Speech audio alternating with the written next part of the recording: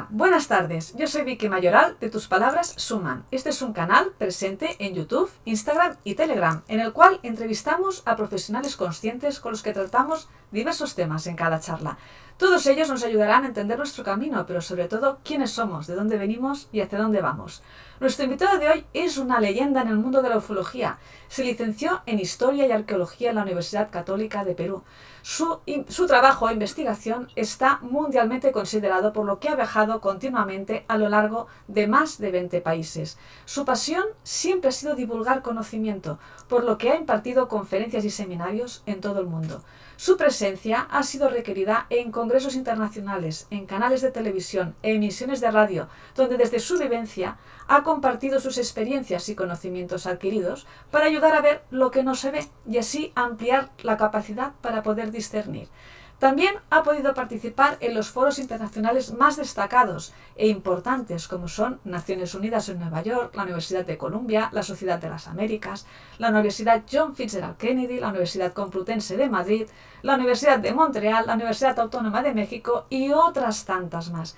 Desde 1974 ha vivido experiencias de contacto extraterrestre, las cuales han podido ser corroboradas por diversos periodistas en más de 10 ocasiones, en encuentros con extraterrestres programados con anticipación. Desde entonces realiza conferencias e investigaciones sobre inteligencias extraterrestres y todo este conocimiento luego lo plasma en sus libros. Actualmente su obra escrita asciende a 21 libros publicados. Sin duda hablamos de un ser humano que ha visto mucho, ha podido llegar a diversas conclusiones sobre múltiples aspectos de la vida del ser humano, de nuestros orígenes, de quiénes somos y hacia dónde nos dirigimos como humanidad. Y hoy, con mucha ilusión, agradecemos que en esta charla nos comparta sus vivencias. Así que dicho esto, Sixto Paz Wells, bienvenido a tu casa, Tus Palabras Suman. Y hoy hablaremos sobre más que un sueño. Bienvenido, Sixto. Muchísimas gracias, Vicky. Realmente un placer, un honor estar contigo. Hoy charlaremos juntos de este tema y también vamos a conseguir sorprenderos. Primero os voy a explicar desde cuándo conozco su trayectoria y del motivo del por qué hablaremos hoy de esto con Sixto Paz Wells. Sixto siempre ha comentado que ha vivido un sueño cumplido, un camino que poco a poco le condujo al punto actual, transformándole en todas sus áreas. Pero para mí este sueño se remonta a mi infancia, a esos programas de radio, Sintonía Alfa o Que volan aquesta gent. ¿Qué quiere decir? ¿Qué quieren esta gente? Que se hicieron en Barcelona, en Cataluña, durante largos años. Esta fue una época dorada de la ufología, donde los grandes, como Sixto Paz Wells, JJ Benítez, Andreas Faber-Kaiser, André Malví, Salvador Freixedo, el gran Antonio Rivera y otros muchos más, realizaban tertulias incansables y debatían sobre el mundo del misterio. Todos ellos fueron la punta de la lanza que investigaban sobre el terreno, viajaban, escalaban, fotografiaban, dibujaban y tomaban notas para luego poder transmitir y compartir el conocimiento adquirido a través de sus libros. Coincidían para debatir unidos lo desconocido y poco a poco fueron iluminando esa oscuridad para ayudarnos a pensar por nosotros mismos y para poder discernir.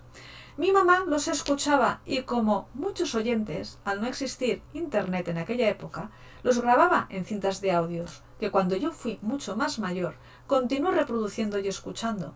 En mi niñez, a mí me parecían historias fascinantes, de ciencia ficción. Miraba los libros de mis padres y las fotos que en ellos aparecían, y en este caso imaginé la historia del contacto fascinante del desierto de Chilca, vivida por Sixto Paz Wells y JJ Benítez, que fue el primer periodista que fue a cubrir esta experiencia acompañando a Sixto para poder contarla después.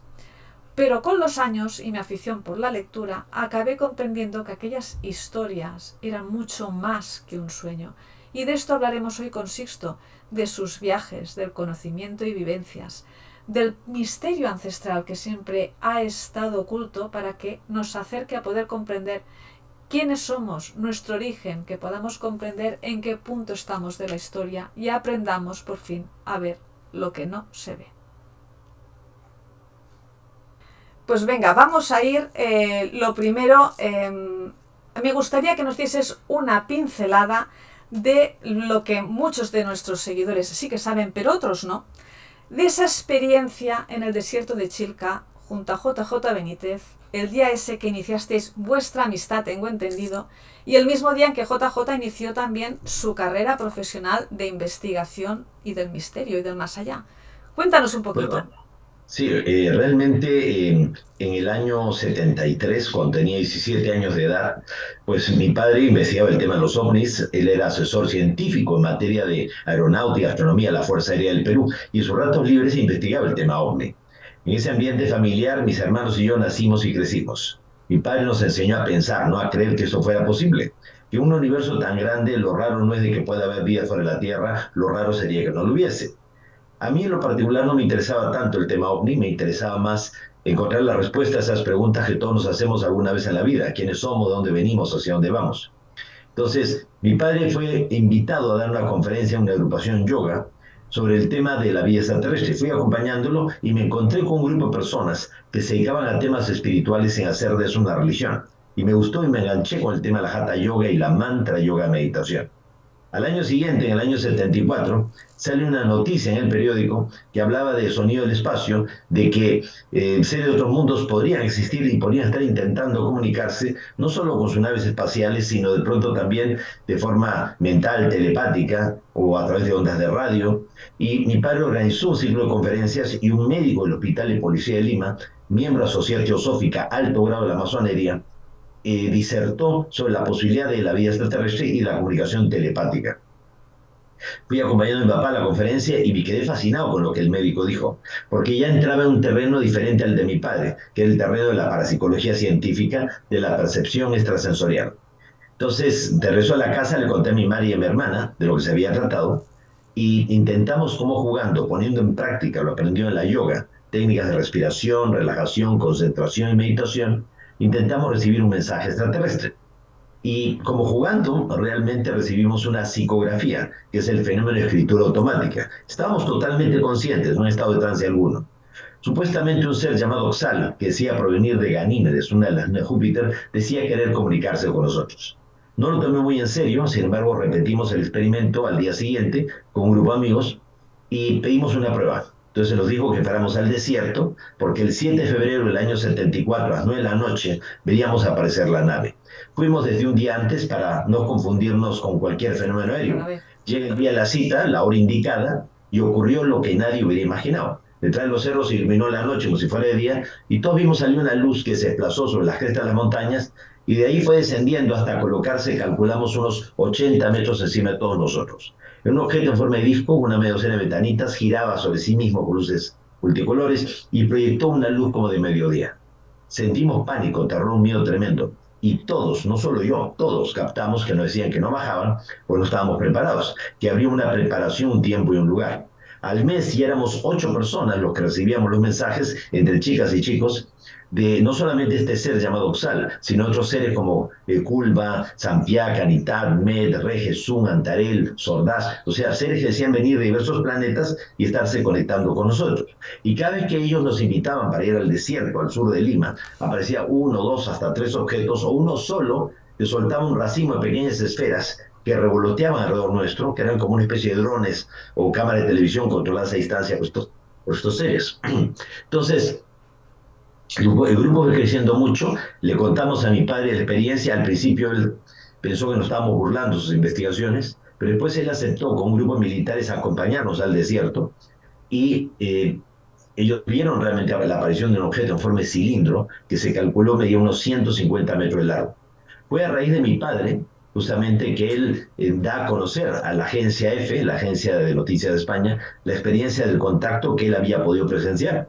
Y la agencia EFE envió a Juan José Benítez para que cubriera la insólita noticia de este grupo de jóvenes que decíamos tener contacto hace 49 años atrás. Entonces Benítez estuvo con nosotros en el desierto y quedó fascinado, impresionado cuando vio aparecer dos objetos haciendo evoluciones en el cielo. Y de regreso a España, pues testificó a través de televisión española, a través de todos los medios de comunicación. Entonces, con el tiempo, pues se dieron las condiciones, en este caso, como para que mi padre y un grupo de militares nos acompañara a un encuentro programado. Mi padre, pues a regañadientes, porque él no creía nada en la experiencia del contacto. Y pudieron ver aparecer un objeto en forma de cilindro de unos 150 metros de largo Y mi padre quedó fuertemente impresionado porque decía, caramba, tantos años investigando el tema ovni y al final esos seres vienen a tener contacto con mis hijos y no conmigo. Qué injusto, ¿no? Bueno, total que gracias a mi padre es que la agencia F se enteró de la experiencia de nuestro contacto y desde España enviaron a Juan José Benítez para que cubriera la insólita noticia de este supuesto contacto. Entonces, él sinceramente nos dijo, si realmente ustedes tienen un contacto extraterrestre y a estos seres les interesa dar a conocer su experiencia, ¿por qué no le piden que den la única prueba que hasta ahora nadie ha dado? Fotografías fácilmente trucables, relatos muy subjetivos, aunque haya muchos testigos, porque nunca son testigos imparciales y objetivos. Ujú. La presencia de periodistas en un encuentro anunciado previa cita, eso sería algo contundente. Y no fui yo, fue mi hermano Charlie el que recibió esa importante comunicación psicográfica en la que se invitaba a Benítez a este encuentro programado. ¿Por qué? Porque yo formo parte de un grupo de contacto. Esto no es la historia de Sixto Paz, es la historia de un colectivo de personas de la que yo soy solamente uno más. Entonces Benítez nos acompañó al desierto y él vio aparecer dos objetos haciendo evoluciones en el cielo encima del grupo y quedó tan fuertemente impactado, impresionado, que regresó a España, testificó a través de televisión española y publicó su primer libro, OVNIS, SOS a la Humanidad, de Exacto. editorial Place Janés. Ujú. Al año siguiente, Benítez regresa, acompañado de otro periodista de la agencia F, Fernando Mujica, y nos acompaña a un nuevo encuentro programado, pero ya a una playa al norte de Lima, y nuevamente las naves aparecieron, y de ahí surgió otro libro de él, 100.000 kilómetros tras los Los ovnis. ovnis. A lo largo de 49 años, 10 veces se ha convocado a la prensa.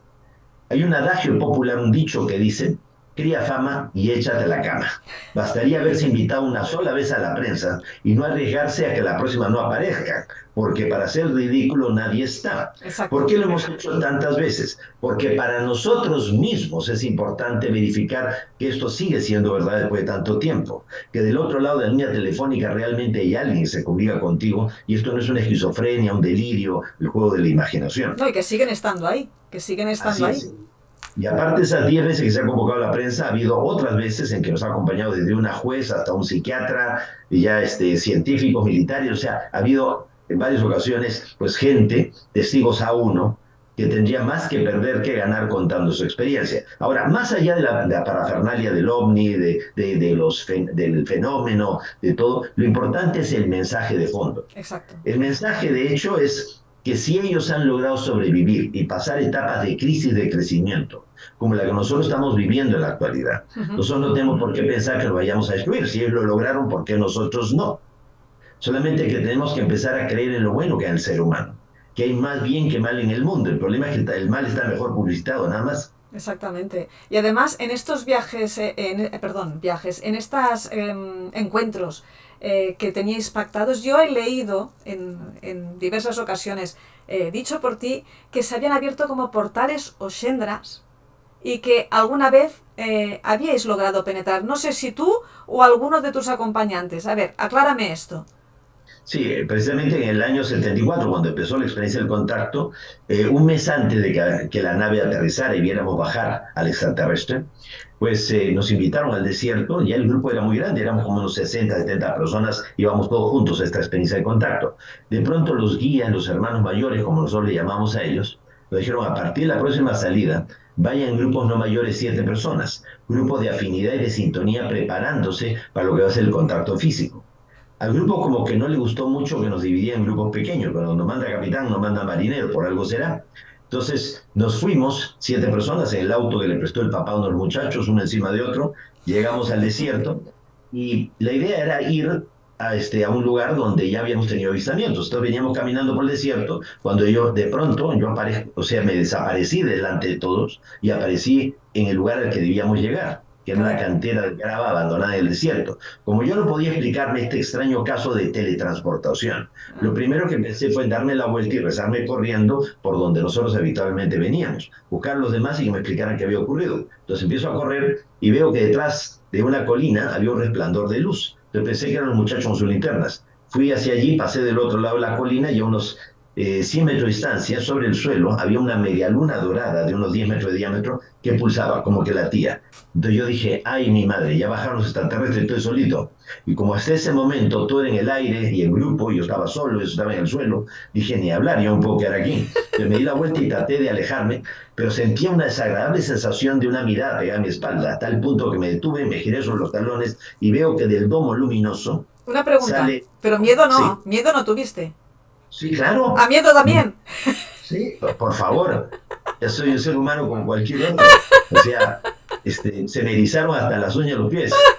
¿Ya? Entonces, pero ya te digo, yo sentía que me estaban mirando, entonces me detuve, me giré y veo que del domo luminoso sale la silueta de una persona con el brazo levantado y en mi mente, con toda claridad, capté que me decían que me acercara. Ay, Entonces, hasta por 3 veces me insistieron que lo hiciera y yo en todo momento dije que no. Sentía temor, o sea, además de la película se les ve tan mal a estos seres que quién sabe cómo iba a reaccionar yo si veía a un ser extraño. Entonces, cuando ya vi que esta silueta o este ser se metía dentro de la luz, temiendo perder la experiencia, reaccioné queriendo acercarme.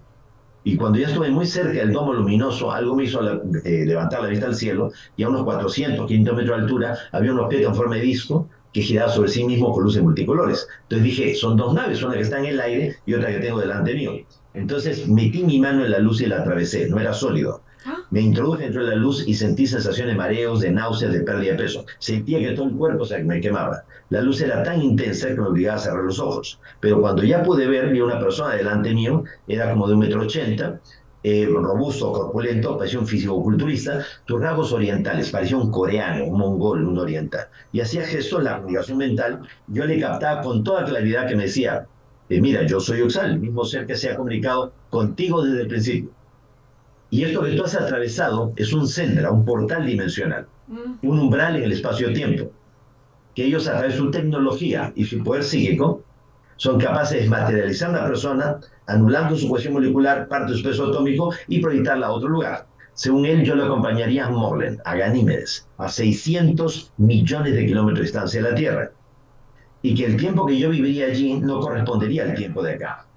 Yo calculo haber estado unos 4 o 5 días con ellos allá, pero cuando ostras. volví, habían pasado solamente 15 minutos. Uf, De el tiempo suficiente como para que el grupo llegara y me viera a mí salir de la luz. Cuando me vieron salir de la luz me preguntaron, Sixto, ¿dónde estaba? ¿Qué es esa luz? Entonces preferí no contarle los detalles porque ni yo mismo me creía lo que había vivido. Yo lo que vi, o sea, es que a los pocos pasos dentro de la luz hemos aparecido en un lugar distinto a lo que es el desierto al sur de Lima. o sea, Al fondo, instantáneo. Fue un viaje exactamente, instantáneo. sí. Así es. O sea, de inmediato estaba en un lugar diferente, ocupando unas 15 a 18 veces el horizonte en relación a lo que nosotros veíamos al Sol, está el planeta Júpiter.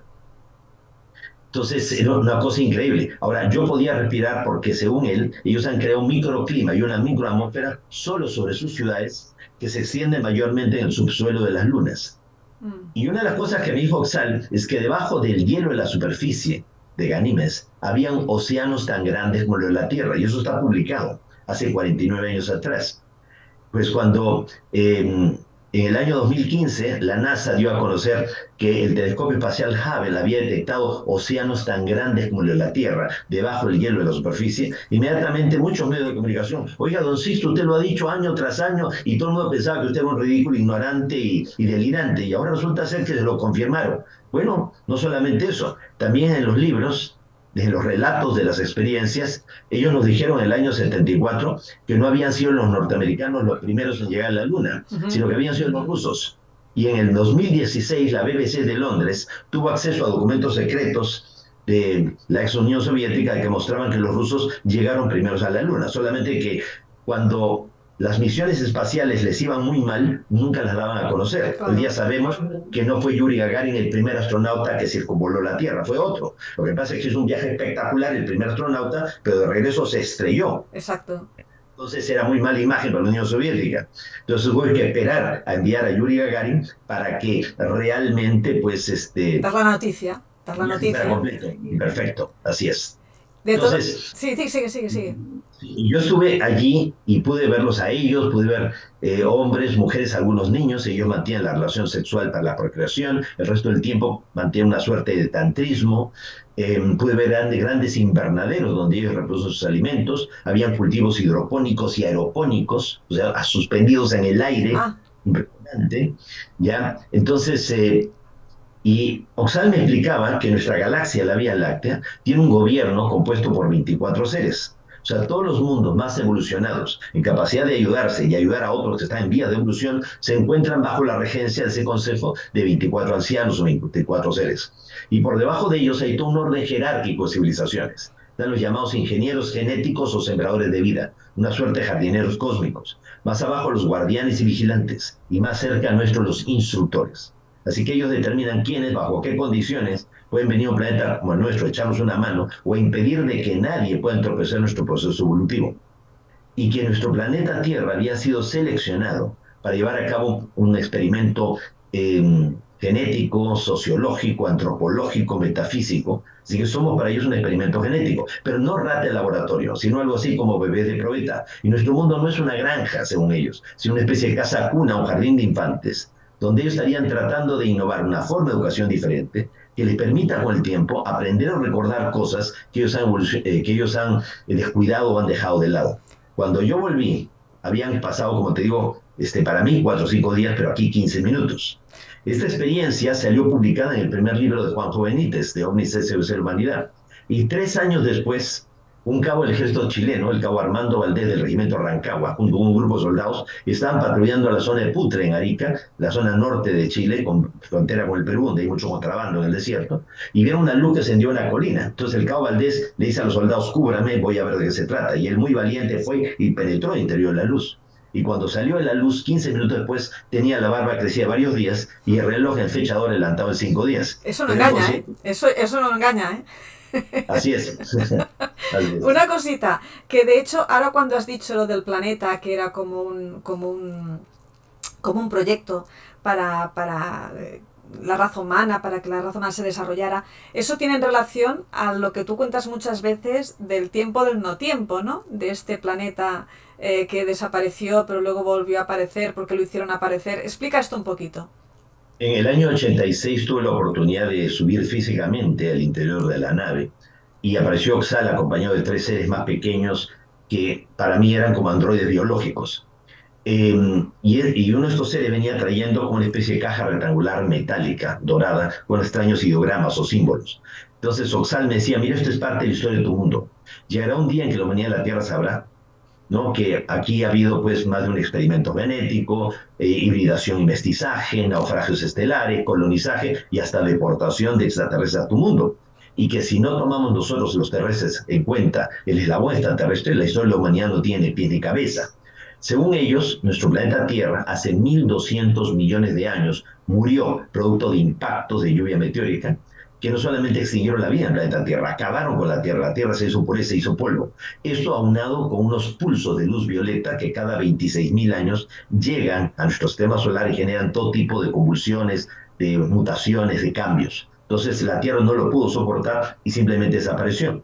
Pero para los extraterrestres el tiempo en el universo es como una espiral ascendente. En una de las curvas de la espiral la Tierra murió, pero el universo continuó. Entonces un grupo de civilizaciones recibió la autorización por parte de jerarquías cósmicas como para viajar a través del tiempo y el espacio. Y ¿Y cuál era la habían, finalidad? ¿Cuál era la finalidad de sí, ese viaje? o sea, ellos viajaron a través de pliegues cósmicos, portales interdimensionales, y la idea era crear las condiciones de un experimento genético, sociológico, antropológico, como te decía, crear una civilización bajo un patrón de evolución diferente al de ellos, del que les permitiera con el tiempo aprender o recordar cosas que ellos han simplemente descuidado. Así que somos un experimento y tenía principio y tenía fin. O sea, la intención de ellos era en determinado momento hacer un reseteo final y hacernos desaparecer. O sea, lo que no tomaron en cuenta es que se involucrarían tanto con nosotros que al final ya no podían realmente resetearlo. No Le, podían se, y se no querían. No podían y no querían, seguramente. pudieron tampoco porque se hibridaron con nosotros, se pelearon por nosotros y todo. Claro, quedaron Hacemos, implicados sí, emocionalmente también. y la atención, aparte de todo esto del viaje a Ganímedes, de este planeta, que el nuestro, que se volvió otra vez a regenerar. Bueno, todo esto es fascinante lo que cuentas. Pero a mí se me da la sincronía, en cierto modo, de que cuando tú tuviste el contacto, que fue en el año 74, ya en el año 72, un paisano tuyo de tu propio país ya noveló un Yo visité Ganímedes. Me Así es. parece fascinante el hecho, primero, de que 2 años antes esta persona tuviese esa conexión para escribir este libro, además un libro fascinante que la historia es muy bonita. Esto lo primero. Segundo, que tuviese tanta resonancia en tu país y que de ese libro yo sé que se hicieron multitud de reproducciones y de ediciones. Entonces, yo imagino que sabrás de qué libro estoy hablando, lógicamente. Claro que sí. El libro se llama Yo visité Ganímedes, escrito por José Rociano Holder, bajo el seudónimo Josip Ibrahim. Lo Correcto. que pasa es que José Rociano era amigo de mi papá. Ah, Entonces, o sea, ah, por eso, tío, en 1968, un diplomático dominicano de la Embajada de República Dominicana en Perú lo iban a cambiar, ya se marchaba del país y estaba angustiado, ansioso de contarle a alguien una experiencia que él había tenido. Entonces buscó a mi papá, que era la persona más representativa de la investigación ovni en el Perú, y entonces le contó que él iba por la carretera y de pronto el auto dejó de funcionar y apareció realmente el ovni y unos seres que bajaron y le dijeron que venían de Ganímedes y que como él era diplomático, pues sería interesante que él de alguna manera transmitiera un mensaje al mundo de la preocupación que ellos tienen con respecto a cómo estamos enfocando los acontecimientos mundiales. Él naturalmente dijo, sí, sí, sí, pero nunca contó nada. Entonces ahora que lo estaban cambiando, se iba del Perú, necesitaba contárselo a alguien. Entonces le dijo a mi padre que quería contarlo y mi padre reunió un grupo de personas, un petit comité, ya para contarlo y entre esas personas estaba José Rociano. Y entonces cuando escuchó el relato, José Rociano, que era de Rosacruz, esoterista, le dijo a mi papá, Carlos, a mí me interesaría escribir realmente una historia sobre la experiencia de este señor. Sí, pero no puedes mencionar, nos hemos comprometido de que no vamos a mencionar su nombre, que esto tiene que quedar anónimo y todo. Sí, sí, yo lo voy a hacer tipo novela. Entonces, él, mezclando un poco los relatos de Lobsang Rampa, mezclando su conocimiento esotérico y todo, pues escribió este libro, Yo ujú, viste Ganímedes, y tampoco él pensó que iba a tener el éxito que tuvo. Entonces, después escribe otro libro, Mi preparación para Ganímedes, correcto. escribe Fueron el libro tres. Yo Fueron pacté tres. con los muertos, ¿Verdad que fueron porque, tres? De esta saga no, fueron no, tres. no, no bueno, sobre el tema de Ganímedes ya fueron dos libros, pero él escribió otros, como por ejemplo Yo pacté con los muertos, porque él era también espiritista, Mm, y otro libro que se llama El misterio del ídolo de oro y todo, o sea, escribió cuatro libros. Entonces, él falleció hace muchos años atrás. Y claro, en el libro este de Mi preparación para Ganímedes, él habla de que o sea, él se iba a trasladar hacia Ganímedes, que lo iban a llevar y todo. Pero lo que pasa es que José Rociano es el nombre del autor que con el seudónimo de Josip Ibrahim escribe el libro y el personaje Pepe es sí, el mismo José o Josip. O sea, tres personas distintas y un solo autor verdadero. sí, sí, sí, ¿Ya? sí. Entonces, ahora, de que eso nos motivó a nosotros también para lo del contacto, claro que sí estaba en el tema, en el aire, el tema de Ganímedes. Ahora, yo no leí el libro, ¿ya? ¿Por qué? Porque no me interesaba a mí mucho el tema ovni, a mí me interesaba más, como digo, resolver preguntas, inquietudes internas, ¿ya? Del quiénes somos, de dónde venimos, hacia dónde Sí, vamos. sí. Y, Mis y grandes ya preguntas. he escuchado tanto a través de mi papá que ya como que tenía un cierto rechazo y jamás me hubiera imaginado que al final terminé involucrado nuevamente sobre el tema. ¿Ya? Por ejemplo, José Rociano pone de que los extraterrestres vienen de un planeta amarillo que desapareció entre Marte y Júpiter. A nosotros ellos nos dicen que no, que ellos vienen de fuera del sistema solar. Entonces, hay cosas que no tienen, o sea, no encajan y todo. ¿Por qué? Porque obviamente él rellenó mucha de la información en función de el conocimiento esotérico que él tenía y todo lo demás. Nosotros nos hemos basado más en la experiencia del contacto directo, lo que ellos nos han dicho y hemos podido corroborar.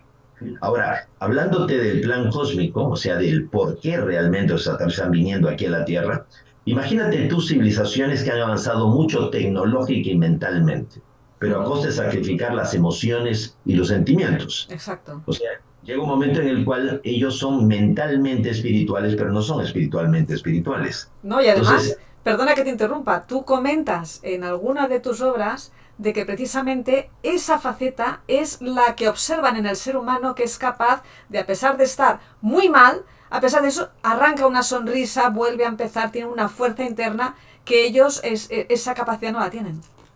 claro, y que ellos si ven que tú necesitas ayuda y pueden ayudarte, ya te ayudan, pero no porque realmente les nace del corazón ayudarte solidariamente, sino porque lo ven como algo lógico, ven que tú no tienes esperanza, simplemente te dejan de lado, o sea, en ese sentido son fríos, ya, pero con nosotros el hecho de ver lo que es la compasión, el perdón, la misericordia, son aspectos que a ellos los conmueven. Y por eso es que en contacto con nosotros, las emociones y los sentimientos les han afectado. Claro. O sea, era como un grupo de científicos que tenían que venir a un laboratorio y mantenerse lo más aséptico posible y no contaminarse. Y Sin no, embargo, y pues, no han se podido. contaminaron, ¿ya? A tal punto que algunos se hicieron adorar como dioses, el ego, el orgullo, la vanidad, la soberbia se les subió a la cabeza, otros tomaron pueblos completos como sus feudos particulares y comenzaron a pelearse usando a la propia gente. Hubo quienes sintieron envidia de que nosotros fuéramos una versión corregida y mejorada de ellos.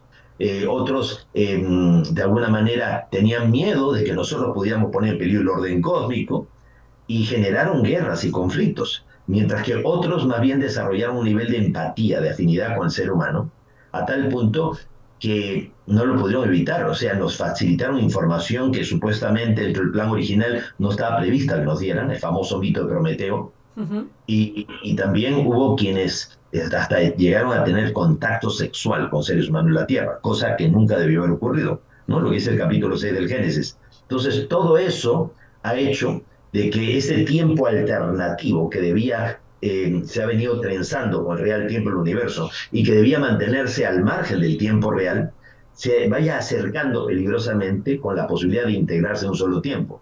Por eso los mayas, que no eran profetas, sino eran estadísticos de matemáticos, ellos calcularon el giro del tiempo o la sincronización de los tiempos, la posibilidad de que el tiempo real se juntara con el tiempo alternativo, justo en el momento en que un rayo sincronizador, un pulso de luz violeta proveniente del centro de la galaxia, que cada 25.625 años llega a nuestro sistema solar, según ellos, según los mayas, pues en ese momento se podía conectar el tiempo real y el tiempo alternativo.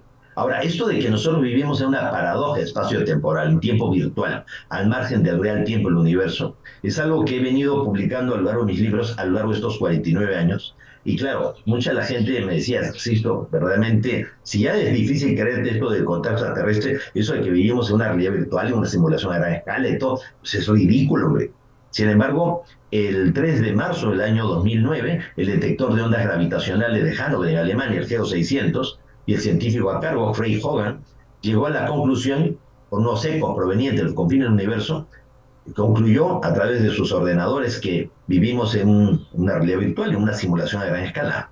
En febrero del 2014, Michio Kaku, este científico norteamericano de padres japoneses, que tiene un programa de televisión, el Discovery Channel, y es el Ujú. abanderado de la teoría de la física de cuerdas del universo vibrante, declaró que la física cuántica estaría confirmando de que vivimos en un holograma, en una realidad virtual, en una simulación a gran escala. Entonces, el tiempo no pasa por gusto, pues. Entonces, todo lo que se dijo, o sea, independientemente de si uno subió una nave o si uno vio un ovni, ya está toda esa información que se ha ido corroborando con el paso del tiempo, ¿no? O sea, pasa igual que con los océanos estos subterráneos, o sea, lo mismo. Y Tú los también anunciaste antes y después pues se ha corroborado. en el año 74 los extraterrestres nos dijeron que cada 26.000 años llega un pulso proveniente del centro de la galaxia de luz violeta. Pues en noviembre del año 2010, el telescopio espacial Fermi de rayos gamma detectó el pulso de luz violeta emitido por el centro de la galaxia. Y en el 2015 se ha corroborado que otros centros galácticos emiten exactamente los mismos pulsos, lo que los guías nos habían dicho.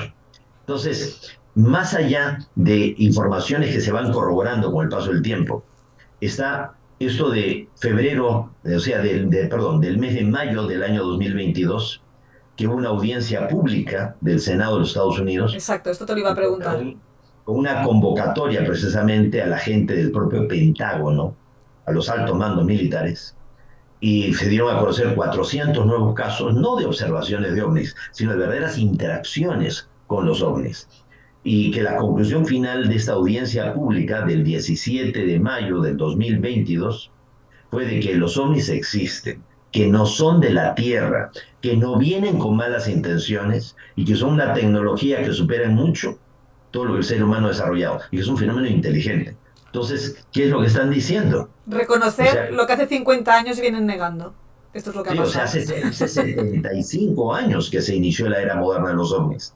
Claro. Entonces, ahora, ¿por qué los gobiernos han venido ocultando sistemáticamente todo eso? Porque para los militares les da lo mismo que sean extraterrestres o extranjeros. Desde el momento en que un objeto volador no identificado invade tu espacio aéreo sin que tú lo puedas evitar, es un problema de seguridad nacional. Entonces, de cara al contribuyente está haciendo el ridículo, pues no puedes evitarlo. Para que Exacto. este militar de fronteras y son una coladera. Por otro lado, el negocio más próspero en la actualidad, que solo compite en rentabilidad con el narcotráfico internacional, es la venta de armamento. Todos esos países que nosotros admiramos son grandes fabricantes y traficantes de armas. Si no existen guerras, se inventan. Entonces, si se demuestra que estos seres existen y no vienen con malas intenciones, Cae porque no hace todo. tiempo Cae todo como un castillo polvo, de naipes. Cae todo. se acaba el negocio, pues. Mm. O sea, no, hasta nos obligaría a unirnos todos como una sola gran nación. Entonces ya no hablaríamos de gente, de balseros que cruzan a Italia o cruzan a No. España provenientes de África. Ya hablaríamos de una sola gran nación humana. Pero ¿cuántos de nuestros políticos se benefician del contrabando en las fronteras? ¿Cuántos de nuestros políticos realmente viven gratis de la política realmente? Porque, ¿qué es lo que hacen? ¿Qué leyes sacan en beneficio de la gente? ¿No? Entonces, el mundo sería un cambio de 180 Un grados. cambio de Incluso, paradigma total. incluso las religiones se verían fuertemente afectadas. Por eso la Iglesia Católica ha tomado sus previsiones. Ya viste tú que en 1999, Monseñor Corrado Balducci, teólogo del Vaticano, cardenal de la Iglesia Católica y amigo personal del Papa Juan Pablo II, apareció en la RAI, en la radio y televisión italiana, declarando que la posición actual de la Iglesia Católica frente al tema OVNI es aceptar la posibilidad que en un universo tan grande no estemos solos y que los ángeles del pasado podrían ser los extraterrestres de hoy.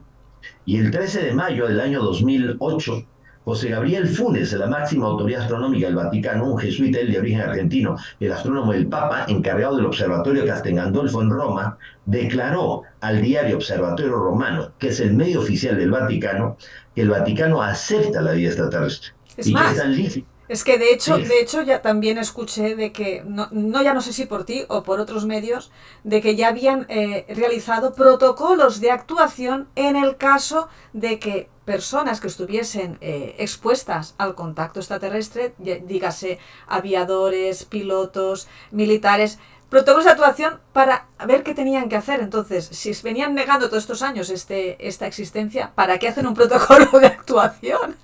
precisamente tú, como Exacto. muy bien lo has señalado, hay un protocolo en la Fuerza Aérea de los Estados Unidos en donde se prohíbe tener contacto con extraterrestres. Si los extraterrestres no existen, ¿cómo vas a prohibir que tengas contacto con Es ellos? que Ya, no, ya. no tiene Sí. ningún sentido. Y como te decía, pues, o sea, José Gabriel Funes ya declaró que es tan lícito para un católico creer en Dios como creer en los extraterrestres. O sea, a ese nivel estamos llegando. Entonces, estamos viviendo la revolución del mundo, ¿no? O sea, obviamente hay mucha gente que está todavía dormida, que no está despierta y todo, pero hay un porcentaje de gente despierta a nivel mundial que es significativo y que está inclinando la balanza. Sí, sí. Entonces, hay otra cosa. Dime, que no te escuché. Dime. Sí, a pesar de todo lo que se hace para que te digo, distorsionar la Sí, información, ¿no? Se sí. está utilizando las redes sociales. Tú ya viste de que un supuesto viajero del tiempo estaba diciendo que los extraterrestres iban a invadir en el mes del mes de marzo al planeta Tierra Bueno, y que iban a coger a bueno. solo 8.000 personas. Y todas las redes sociales, o sea, se viralizó. Y a mí, hasta la televisión de aquí, las radios, y todo el mundo me ha preguntado, don Sisto, ¿qué le parece a usted esta noticia? O sea,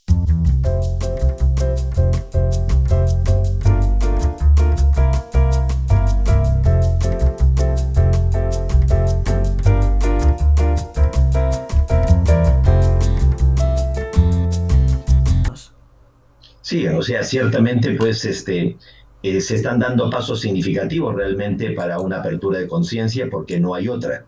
O sea que si no planteas estas posibilidades o de alguna manera llegas a liberar mentalmente la conciencia de la gente, el, o sea, la aceptación definitiva de la vida extraterrestre podría hacer de que muchísima gente pierda definitivamente la fe. No tanto porque piense de que querían tener un Dios más personal y no querían compartirlo con otros seres de otros mundos, sino por qué la religión, por qué la iglesia, si supuestamente está en contacto con la divinidad, nunca nos dijeron a los fieles que teníamos hermanos en otros planetas. Si lo sabían, ¿por qué lo ocultaron? Y si no lo sabían, ¿por qué no lo sabían? Yo Tenían que haberlo creo, sabido. yo creo que te voy a hacer una apreciación desde mi parte. Yo creo que no es que van a perder la fe, yo creo que se van a encontrar a sí mismos, que es muy diferente. Entonces van a Claro, redireccionar todo aquello que lo enfocaban en la fe, se va a redireccionar hacia adentro. Entonces van a, pero lo que ¿no? pasa es que la religión Eso pierde el sí, control eso sobre sí, la gente eso y sí. realmente el control la ignorancia siempre ha sido un mecanismo por el cual, la ignorancia y el miedo, mecanismos por los cuales tanto los políticos o las religiones han querido controlar a la humanidad. O Sí, sea, la sí. idea de un Dios castigador, no de un Dios amoroso que, la parábola del hijo pródigo, ¿no? O la parábola de la oveja perdida, ¿no? Tienes 100 ovejas, se te ha perdido una, y dejas a las otras y te vas a buscar la que se perdió. No, aquí el fuego, la condenación eterna, la gente tiene pánico, tiene miedo a morirse porque, o sea, le dice, yo no creo en eso, pero cuando están a punto de morirse están angustiadísimos pensando que realmente les va a tocar un infierno, cuando realmente ni el cielo ni el infierno existen, son estados de la conciencia. Sí, sí, totalmente. Incluso a mí también me llamó la atención otro tema de uno de tus libros, que hablabas de la NASA. Y decías que en los años 90 que habían realizado estudios increíbles sobre la fabricación de motores de plasma y que incluso habían desarrollado un tipo de nave o de cápsula que estaba rodeado de un anillo y que viajaba 10 veces a la velocidad de la luz, consiguiendo Bueno, desafiar la física. Entonces yo te pregunto, en relación a esto, ¿no será de que estos estudios podían ser la herencia de las investigaciones secretas realizadas muchos años antes por el ejército alemán? bueno, por una parte sí, pero por otra parte también recuerda de que ha habido naves extraterrestres que han sido recuperadas. Exacto, Entonces, exacto. se está aprovechando parte de la tecnología recuperada y lo que no podemos negar también es que hay seres humanos que son gente o que ya sea que esté inspirada de arriba o porque son muy inteligentes. Tenemos el caso del ingeniero mexicano Miguel Alcubierre, que fue el que desarrolló toda la parte teórica, matemática y todo para poder viajar por el espacio hasta 10 veces la velocidad de la luz.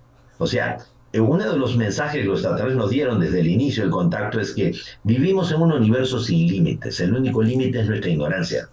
Entonces, cuando tú vas descubriendo que realmente los límites son aparentes, todo es posible, Son todo lo puedes artificiales. conseguir. Los límites son artificiales, como por ejemplo el tema del combustible.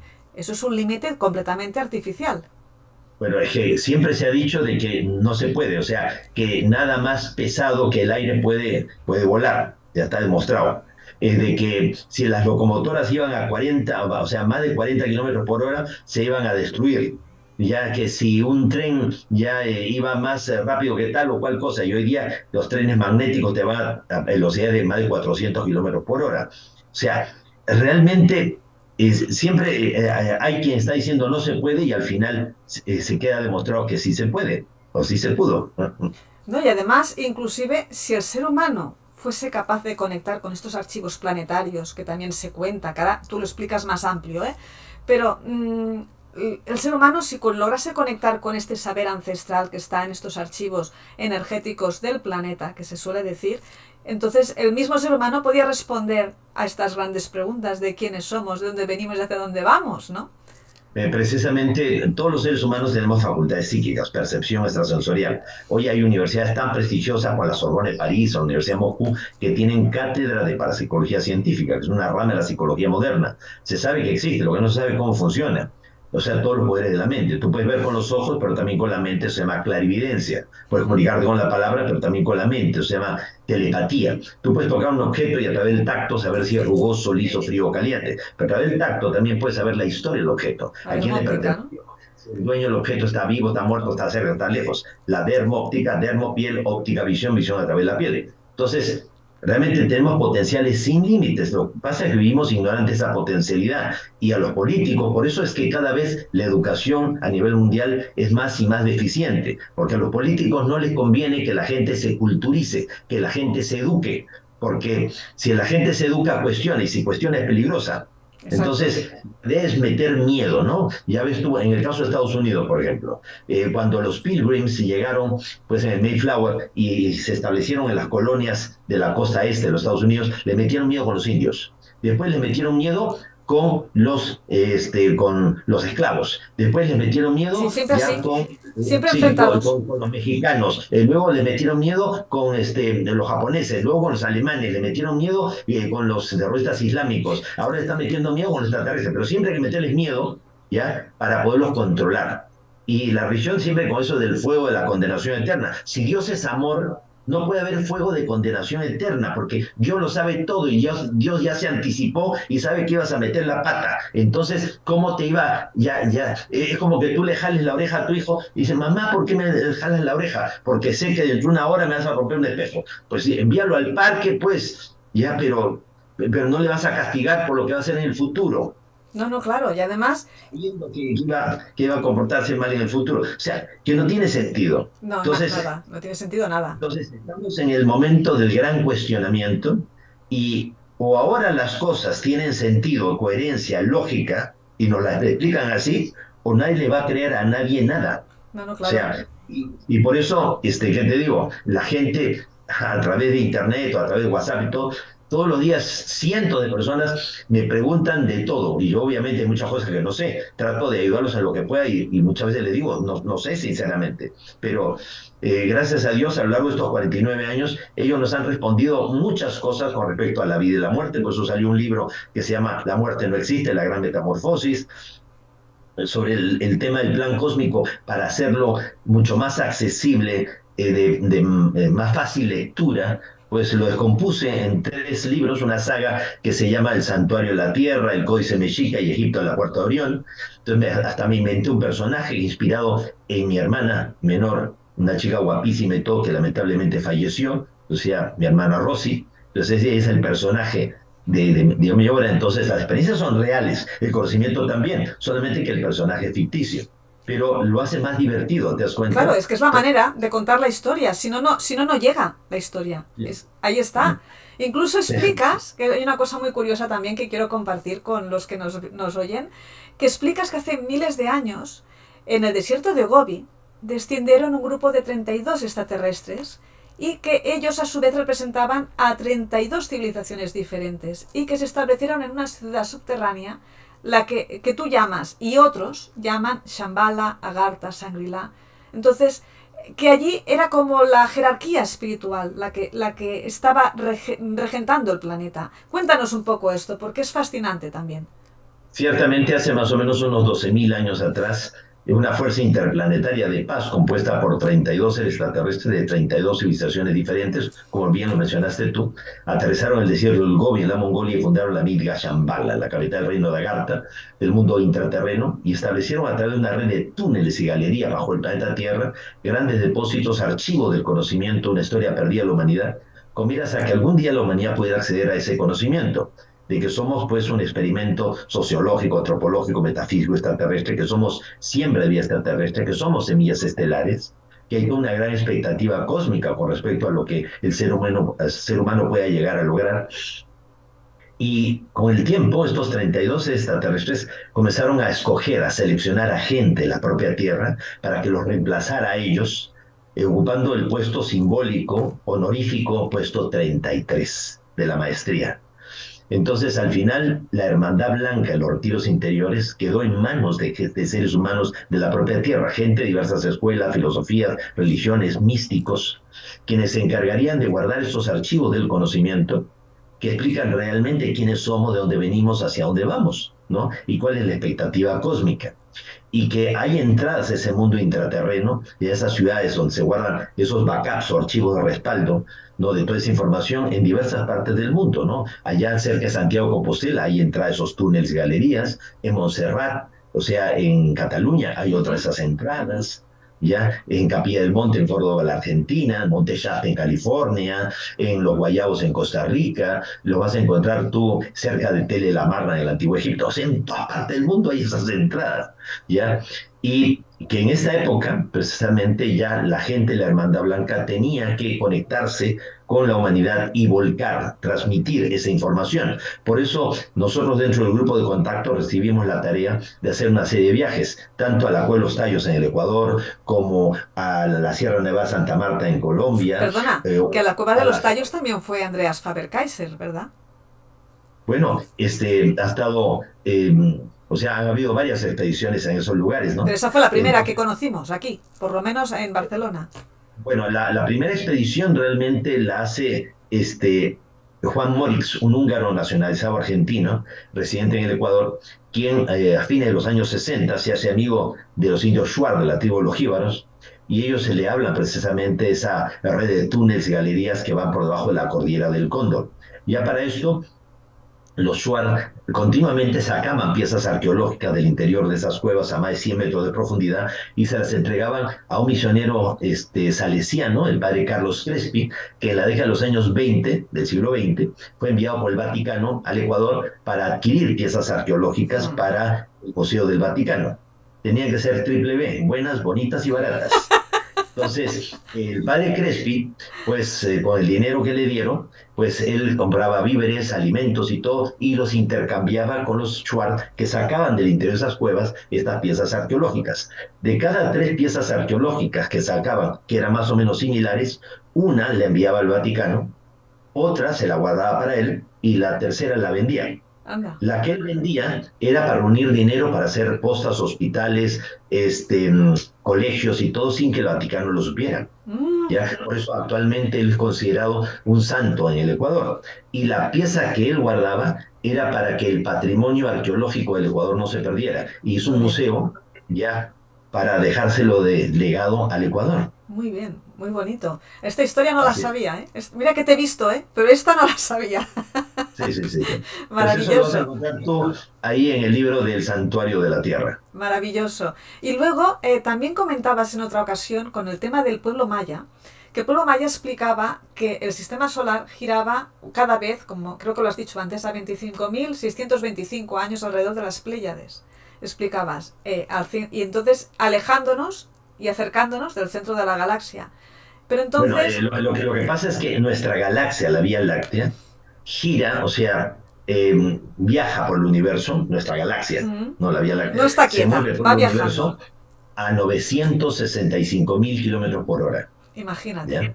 ¿ya? Ya, y la Tierra viaja a 107.208 kilómetros por hora, 29 kilómetros por segundo, la Tierra, Ujú. alrededor justamente del Sol. Entonces, son velocidades increíbles. Ahora, nuestro sistema solar no se encuentra en el centro de la galaxia, sino se encuentra en la periferia, más o menos a unos 33.000 años luz del centro de la galaxia. En el extrarradio. Y, y más o menos cada 25.625 años, según los mayas, cada 26.000 años, según los extraterrestres, llega un pulso de luz violeta del centro de la galaxia Eso que que explicabas genera todo antes. tipo de mutaciones y es justamente el verdadero responsable de los grandes cambios climáticos y de las grandes glaciaciones. Vale. Y hoy día la ciencia reconoce que esto es así. Entonces, claro, la gran pregunta que muchos se deben estar haciendo a estas alturas del diálogo que tenemos tú y yo es cómo los mayas podían llegar a este tipo de conclusiones. Porque, claro, se nos ha vendido la historia de que aquí la tecnología es la actual. Esa es la historia que se nos ha vendido. Pero, claro, lógicamente sabemos Por tú eso y yo que digo, eso no es así. ¿cómo se explica que los mayas tuvieran un cálculo de ciclos de 25.625 años, la famosa rueda de los Bactunes, si supuestamente la civilización maya ya es más o menos de una antigüedad más o menos sus antecedentes más remotos se le dan más o menos de 1500 años antes de Cristo, o sea, hace 3500 años atrás, aunque la propia civilización maya, no en lo que es el clásico, ya le dan entre el 600 y el 900 después de Cristo. Entonces, ¿cómo es posible que ellos ya supieran?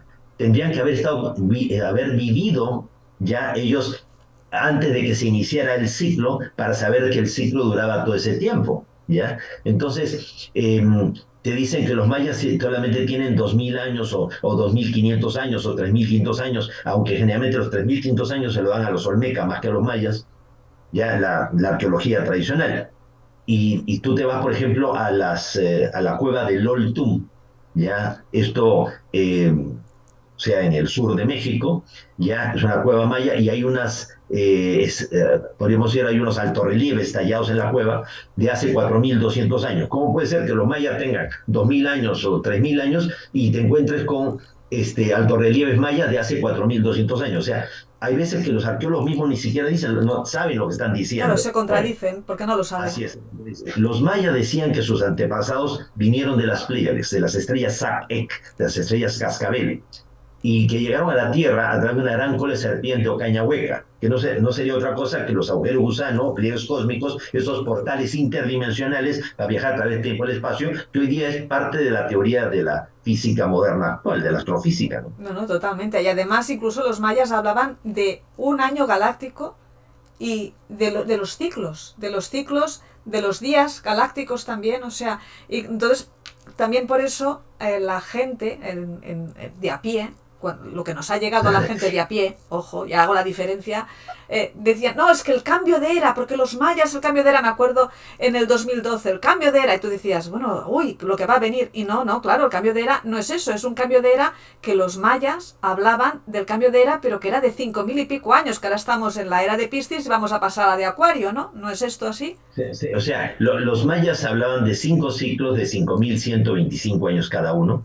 Ellos le llaman la rueda de los Bactunes. Entonces, la cuenta larga son 5 ciclos de 25.625 años que terminarían el 21 de diciembre del año 2012, según nuestro calendario, para empezar un nuevo ciclo, nada más. Y los mayas incluso anticiparon que esta sería una era dorada que empezaría este nuevo ciclo de 5 ciclos, y ahora sería una era dorada en donde habría mucho conocimiento, mucha sabiduría, y esto coincide con la famosa era de Acuario, en donde se vierte el cántaro del conocimiento, el joven Acuador Ganímedes que vierte el cántaro del conocimiento. Antes había poca información, ahora hay demasiada información y es muy difícil saber qué decir de todo lo que circula por ahí es verdad. Circulan verdades y mentiras y todas revueltas. Entonces, para poder acceder a la verdad en una época como esta, hay que combinar el instinto, la intuición y la inteligencia. Hay cosas que te pueden parecer muy lógicas, muy coherentes, pero si internamente tú sientes como que no, no, no, pues sigue tu Sigue tu intuición. intuición, ahí es el camino.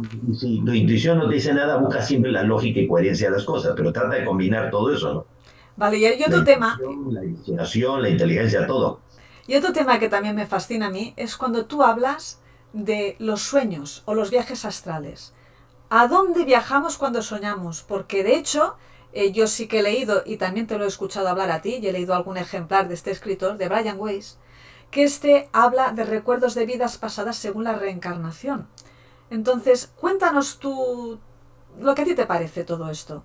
Vamos a ver. Bueno, ciertamente nosotros vivimos en un universo material de 7 dimensiones y tenemos 7 cuerpos para actuar en las 7 dimensiones del universo material. Somos como las matruscas o las mamuscas, las muñequitas Ujú. rusas, una vendida dentro de otro. Entonces tenemos un cuerpo físico de eso material, pero también tenemos un cuerpo astral, que es el cuerpo, las emociones y los deseos, que está unido al cuerpo físico a través de un cordón umbilical de energía que se conoce como el cordón de plata y que se quiebra cuando una persona muere. El tercer vehículo es el ego inferior, el carácter y la personalidad. El cuarto vehículo, el mental superior, cuerpo a las facultades psíquicas, tu percepción extrasensorial. El quinto vehículo es el alma, la catedral del espíritu, el acopio de las experiencias de nuestras vidas anteriores.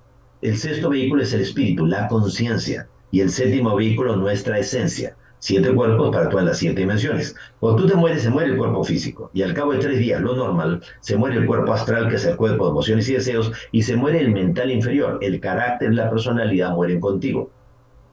Entonces tú pasas a otra dimensión y te preparas para una próxima encarnación, para lo cual tú vas a negociar con las entidades espirituales que se llaman los señores del karma o los guardianes del destino, lo que hacer tu próxima encarnación.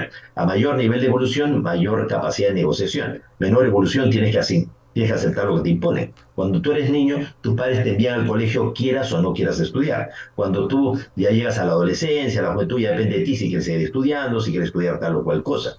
Ahora, generalmente a los 3 días, cuando tú te mueres, a los 3 días de haberte muerto, se abre un portal de luz y tú traspasas el portal y definitivamente muere tu astral y tu mental inferior. Pero hay gente que muere y no quiere aceptar que se murió. O hay gente que muere y es la familia la que no quiere aceptar que la persona se murió. Lo O la retiene, persona se murió y en un lo retiene. accidente y no se enteró que se había muerto. Claro. Entonces, la persona queda atrapada en el bajo astral, en una dimensión frontera con el mundo físico. Y por eso muchas veces nos encontramos estas personas en nuestras pesadillas, porque están en el bajo astral. Entonces, ahora, cada vez que dormimos nos desdoblamos, nos salimos de nuestro cuerpo y tenemos experiencias en otra dimensión. Somos seres interdimensionales. Y hay 5 clases de sueños. Hay sueños que son verdaderas experiencias del mundo astral, que lo que tú estás soñando realmente está ocurriendo, por Ah, muy disparatado, extraño, insólito, raro que sea el sueño. Porque el cuerpo astral no está sujeto a la ley de la física. Puedes volar, puedes atravesar paredes, puedes hacer lo que quieras, puedes viajar por planetas. Hay sueños que son simbólicos, sujetos a interpretación, que lo que está soñando realmente está ocurriendo, no está ocurriendo, sino es un mecanismo que tiene tu maestro interno, tu real ser, de dialogar contigo a través del lenguaje simbólico. Hay sueños que son premonitorios o precognitorios, son un anticipo de las cosas que te van a ocurrir, o para que no te ocurran, o para que estés preparado para cuando eso pase. Las profecías, o sea, los sueños, todo es anticipar para corregir, para cambiar, para modificar. O sea, no hay nada inamovible.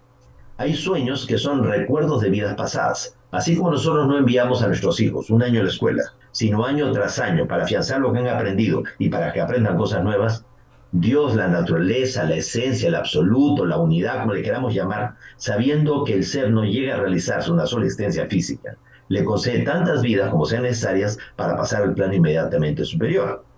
O sea, dos personas no nacen en igualdad de condiciones. Uno nace hombre y otro nace mujer. Sabemos que las oportunidades todavía no son las mismas para hombres que para mujeres. Uno nace pobre y otro nace rico. Uno nace sano, otro nace enfermo. Uno tiene todas las oportunidades de la vida, otro no tuvo ninguna.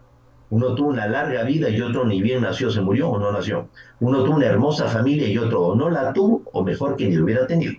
Si dos personas no nacen en igualdad de condiciones y Dios no interviene, tendríamos que pensar que Dios es indiferente frente al dolor humano. Y si interviene es injusto, pues no le da toda la misma oportunidad. Pero Dios no es ni indiferente ni injusto, sino que todos tenemos que pasar por todas las experiencias humanas para ir creciendo en conciencia. Entonces, en una vida serás hombre, en otra mujer, en una pobre, en otra rica, una sana, en otra enfermo. ¿Para qué? Para que aprendamos a ser solidarios y compasivos unos con otros, para que se cumpla esa máxima evangélica que dice, haz con otros como quisieras que hicieran contigo. No hagas a otro lo que no quiere que te hagan a ti. no, claro, los mensajes han sido malinterpretados. Ese es el dilema. O convenientemente malinterpretados. Ay, ay, la matización es buena. Lo que decíamos anteriormente, meterle miedo a la gente. Sí, sí, han sido mal interpretados. Entonces, con esto que hablabas de los cuerpos energéticos que se entrelazan para formar nuestro cuerpo, también creo de que cuando estos cuerpos energéticos tienen alguna fisura, algún desarreglo, es lo que acaba penetrando hacia abajo, hacia el cuerpo físico, y entonces es cuando tenemos según qué problemáticas en según qué órganos, ¿no? Todo viene de más arriba. Bueno, ciertamente, según los guías extraterrestres, antes que se enferme el cuerpo, se enferma la mente y antes el alma. El ser humano es como una esponja cuando está exprimida tiene una forma definida, un color claro y no tiene peso. Empieza a absorber el agua, se torna oscura, amorfa y pesada. Y si te demoras en exprimirla y se pudre, se cae a pedacitos. Entonces, según los extraterrestres, um, pues generalmente lo que enferma al ser humano son los sentimientos de culpa, los resentimientos, los rencores, las frustraciones, los miedos, las dudas. Sí, sí, sí. Es que, claro, son épocas en las que se vierte mucha información, porque, claro, años atrás quizás había más información, pero por unos canales determinados, a través de la literatura y a través de los libros. Había información distorsionada, También, distorsionada convenientemente también. como para que nunca pudiéramos atar cabos y siempre nos quedáramos en que eso es un misterio. No, eso Exacto, es, o sea, exacto. o que las teorías científicas eran absolutas, o sea, supuestamente la ciencia siempre combatió la religión con las doctrinas absolutistas, con lo que la gente tenía que creer a pie juntillas lo que decía la iglesia, entonces la ciencia supuestamente ofrecía un abanico de posibilidades de libre pensamiento, y de pronto la ciencia comenzó a ser absoluta, ¿no? Que las teorías de vanguardia o las teorías aceptadas eran las únicas que podían ser, y pobre de aquel que cuestionara, ¿no? Lo que le pasó a Darwin cuando habló de la teoría realmente de que el hombre desciende del mono, del simio, ya, de que o de pronto lo que pasó con Brian Weiss cuando se le ocurre sacar su libro sobre muchas vidas, muchos sabios, ya que habla de la posibilidad de la reencarnación, que las enfermedades vengan de vidas pasadas, o el caso de Raymond Moody, cuando habló de vida después de la vida, ¿no? De casos y todo. O sea, por favor, o sea, o Sigmund Freud, por ejemplo, o sea, ¿cuánta esta gente ya se le condenó simplemente por pensar diferente? Exacto. Y porque la ciencia comenzó a ser la nueva religión, en donde los parámetros científicos eran únicos y absolutos, Claro, ¿no? ahora tenemos mucha más información, podemos llegar a tener una visión más periférica de esta realidad, pero al mismo tiempo también hay mucha desinformación que se vierte en los canales, por tanto es mucho más difícil separar el trigo de la paja. ¿Cómo puedes hacer tú que en una época como esta, en donde se tiene acceso a tanta información, la gente termine sabiendo menos que al principio? Exacto. Haciendo que circulen muchas mediaverdades y mentiras, que se mezclen tan ingeniosamente con lo poco que se sabe, que al final la gente termine sabiendo menos que al principio. Pero entonces lo que hay que escuchar es la intuición y la voz de tu alma, que es la que te va a y, y guiar. buscar la, y buscar la lógica y la coherencia de las cosas. O Sí. sea, las cosas tienen que caer por su propio peso, por sensatez, por coherencia, por sentido común. El problema es que, como dicen, no, el sentido común no es el más común de los sentidos. No, no, no, totalmente. Pues Sixto, vamos a ir concluyendo. La verdad es que es maravilloso la vida que has tenido, porque hasta el momento, porque es como un sueño, tal como decíamos. Lo has dicho tú en alguna ocasión también. Sí, y lo decía Calderón de la Barca en su vida de sueño, que es la vida un frenesí, que es la vida una ilusión, una sombra, una ficción, que el mayor bien es pequeño, que toda la vida es sueño y los sueños, sueños son. Ahí está. Pues ha sido un placer hablar contigo. Ahora seguidamente vamos a concluir. Finalmente, hay quien dice que esta vida es como un sueño, porque en general no la vivimos con conexión ni conciencia. Somos mucho más de lo que nunca creímos ser. Recuerdo mi infancia en el pueblo, subiendo al terrado en las noches de verano y pasar grandes ratos en familia mirando el cielo estrellado con el telescopio de mi papá. Siempre desde pequeña quise saber qué había más allá, detrás de lo que no se ve. Ahora sé que nuestra historia no contada es muy diferente a la aprendida. Sé que nunca estuvimos solos.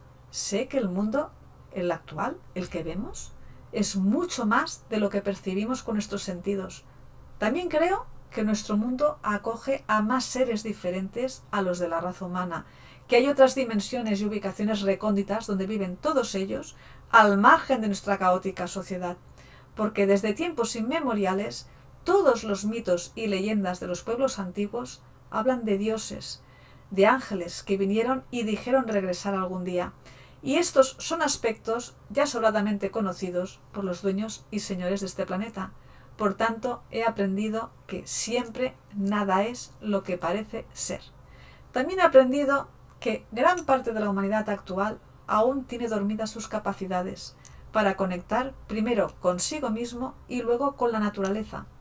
Estamos en una de las grandes etapas de la historia, con grandes distracciones, y es una época de cambio interior y de autoconocimiento. Y como dice Sisto, este es el tiempo del final de los tiempos, por lo que debemos darnos cuenta de que cada uno tiene una misión individual a realizar y otra colectiva, porque la primera dará lugar a la segunda. El futuro de esta humanidad depende de cada uno de nosotros y de nuestro valor y compromiso. Es una gran ocasión para ser valiente, para hacer lo que sentimos que debemos hacer, iniciando una cadena de cambios a nuestro alrededor que por resonancia se irá extendiendo hasta el inicio del siguiente ciclo cósmico, tal como anunció el pueblo maya. Debemos ver y sentir para poder creer y crear, porque como decíamos al principio, la vida es y debe ser más que un sueño. Y entonces, normalmente aquí en el canal busco unas frases que son significativas de las charlas que tengo con el invitado. Entonces, en el día de hoy he encontrado un par de frases que la verdad creo que me encajan bastante bien con el sueño de Sixto.